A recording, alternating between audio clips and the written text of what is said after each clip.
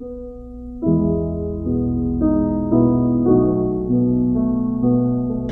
tout le monde, c'est Marnie Khouloud, étudiante en Master 1 didactique du français.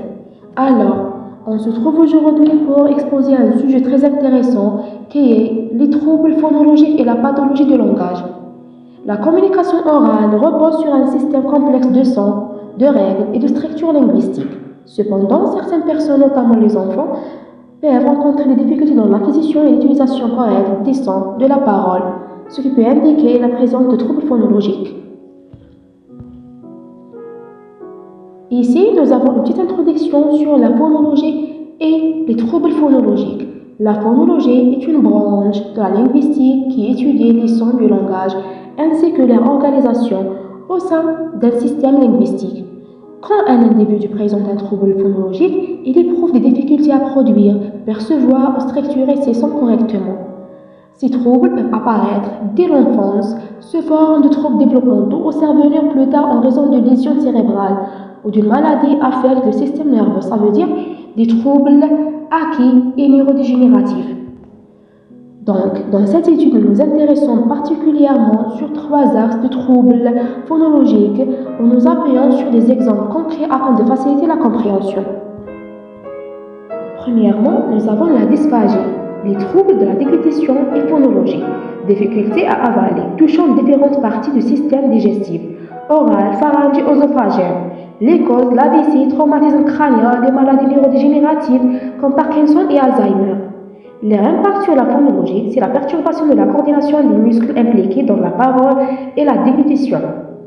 Comme des solutions, des exercices musculaires, adaptation alimentaire, techniques de posture, etc. Deuxièmement, nous avons la dyslexie et troubles de développement phonologique, TDP.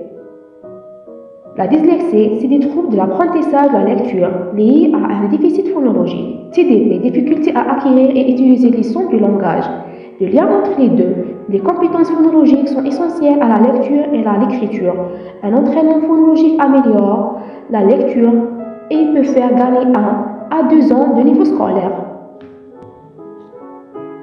Nous avons l'aphasie et le circuit phonologique.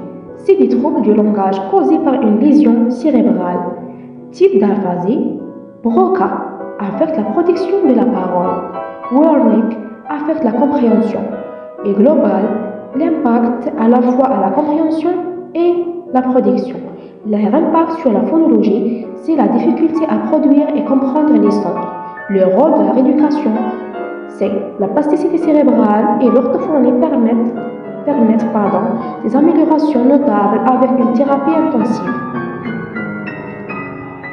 Nous avons les effets des maladies neurodégénératives sur la phonologie.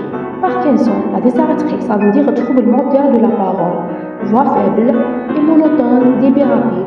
Alzheimer, trouble de la dénomination et paraphasie phonémique, substitution involontaire de sons ou de mots. Nous avons celle-là.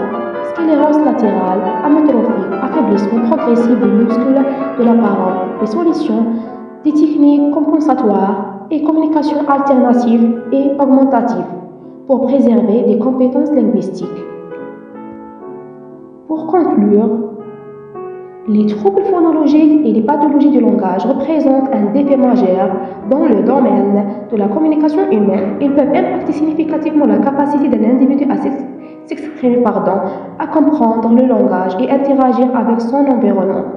Ces troubles, qu'ils soient d'origine développementale, neurologique ou acquise, nécessitent une prise en charge précoce et adaptée pour minimiser leurs effets sur la vie quotidienne.